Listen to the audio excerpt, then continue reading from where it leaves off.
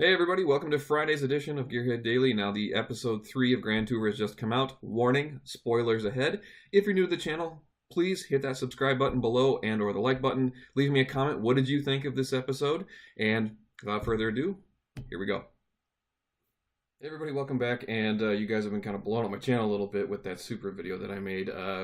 Opinions pretty strong on both sides, but what I'm trying to do is I'm trying to get back to the daily part of the Gearhead Daily channel that we've created here. So I'm going to try and do them every weekday from here until eternity, and today will be the Friday edition till the weekend hits. And I am excited because the Grand Tour is back, and to be fair, the Grand Tour has been meh. It's been kind of okay. And I was kind of lukewarm about the new season that was coming out. But after seeing the preview, I got really excited because it looks like they're back to their old form, their old Top Gear form. And I can't show you any clips because last time I did that, I didn't get a strike, but I got a warning for that. So I'm going to show you some clips for it. Spoilers ahead, FYI, if you haven't seen it, go out, run out and see it. Honestly, even if if I explain it to you, you can still watch it and still have a great time. This is a really good episode, and just want to let you know that spoilers are ahead though, but I do have some screenshots I want to show you about what happened, because I'm really excited for it. This is good stuff.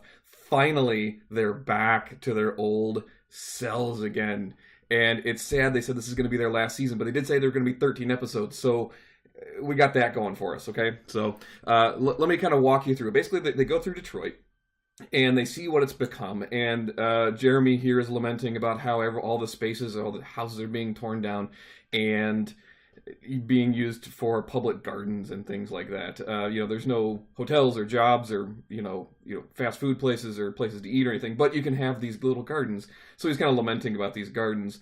And what they end up doing is they end up taking like 3 muscle cars, which are these 3 cars: a Dodge Demon, the new Mustang, and then a Hennessy, whatever you want to, whatever your opinion is. There's a reason the word Hennesscrewed is a thing.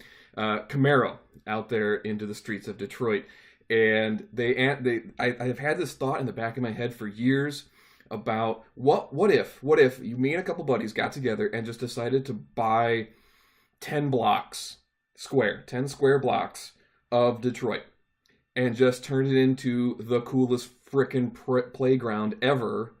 And here they went ahead and did it. So they ended up doing some drag races, streetlight to streetlight drag races, which were, a ton of fun. But the Mustang is, 200, 300 horsepower down on the Camaro. So they ended up doing this like 15, 17 times. But here, if you notice, Hammond can't race in the street because apparently what he said was he has a deal with Dodge that if Dodge gave him this Demon, that he cannot race it on public streets, so they'd have to do it on a racetrack or something like that. And they give him a hard time about his drag racing incident before.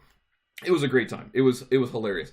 Let me say, this episode is full. It's back to their old form. Great photography, great locations, script that is pretty good. I mean, for the most part, you can kind of tell it's a little scripted, a little bit in some places, but for the most part, it's still really funny and feels organic. And it might be more scripted, but at least it feels that way. And they're really back to their old form. So they go back and they do these drag races, and it's a lot of fun. And it looks like they're just having fun with this. And if it is true, then how awesome is that the Camaro and the Mustang can hot lap drag races like this? That's impressive in my opinion, because usually they start overheating. They find these great locations throughout it, and of course, Detroit is, just full of these places. And I know Detroit is very sensitive about showing off the decay that is happening in their city, and they don't want to do this, but I think as a show as big as Grand Tour and these 3 guys, you can kind of get away with whatever you want in Detroit. And they found this building that used to be a rock house, and they've got these tickets in front of them. And it got turned in later into a car park, which is really sad and unfortunate. And the worst part is none of these buildings are ever going to get fixed. It would cost too much to fix them up, to renovate, and then what do you do with them? They just sit there forever. So unfortunately, a number of these buildings are just going to fall into decay and ruins and just fall in on themselves. So if you're interested in post-apocalyptic stuff, or you want to film and current post-apocalyptic times, maybe Detroit is is the place you want to go. I want to go there just to see, I find beauty in decay. So for me, the photography that they did was just fantastic. The factories they went to, this particular rock, it was a theater and it hosted a lot of rock concerts from back in the day. It really was cool to see. And what they did was they ended up taking this and seeing who could make the most noise. Now, spoiler alert, right? You already were warned of that. The Demon didn't win. It was actually the Camaro that did it at 126 decibels, where the Mustang did like 124 and a half. The human ear can really only stand 125 or 130 before you start having some permanent hearing damage, which incidentally is the exact same amount of decibels at a lightning strike at close range. So, evolution at work there. So, they then go and they find a house, a typical house. From the outside looks beautiful, and as soon as you get inside, it's a bit of a fixer-upper. But, they talked about how this house cost them $2,000. The entire house by themselves. And, of course, you get May out front making a garden out front, and then Jeremy decides to drive right through it. Hilarity ensues. Again, back to their old form. This is really good stuff. And then they pull out the Sena, which, when you look at it, looks like it was a car that was designed by a calculator. It's not, it's not pretty in the sense that the, Koenigsegg behind it, or the Lamborghini or anything like that, or the Zonda that's back there. You would go, wow, that's beautiful. You look at this and go, that is one purpose only. And I don't know if I like the look, but I know it's ultra fast, and you got to respect it. So it looks like, a fifth grader, kind of design. Design your ultimate sports car, and this is what they came up with. Not detracting from it at all. It's amazing, and probably the best performing car in the entire planet you can buy currently. That's not accompanied by a race team.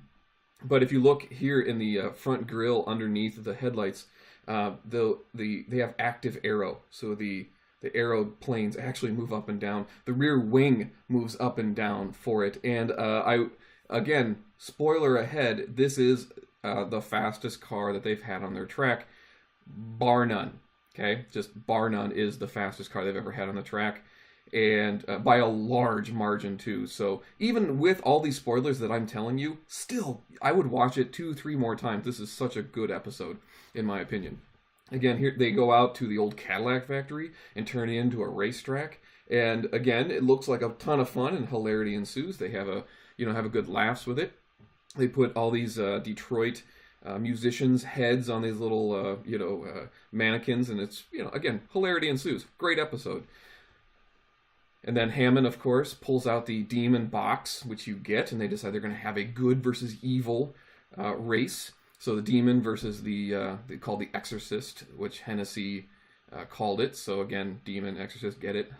Anyway, so he preps his demon for it, and then they go out and they have a proper drag race. Finally, you notice the little tiny tires there on the demon versus the Hennessy, and the whining noise that comes out of that demon is just like music to your ears. So I'll let you watch till the very end, but let me tell you, overall, really impressed with the new Grand Tour. It really looks like they're back to their old kind of Top Gear form, which was amazing photography. Sound was really good. The editing was excellent.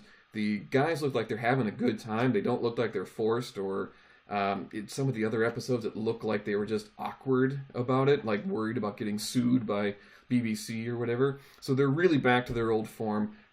Really excited to see what they come up with in the next few episodes.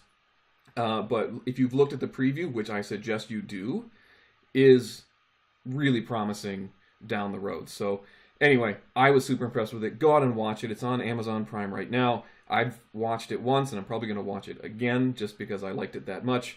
But yeah, if you like these sorts of things, you like doing the automotive news, please let me know in the comments. What do you think of this episode? This episode's great. So feel free to make your comments on the bottom. Let me know. I try to respond to everybody. I don't have all the time in the world, but I try to respond if I can. And I really appreciate everybody coming by. And subscribe if you can. And I'll catch you guys later.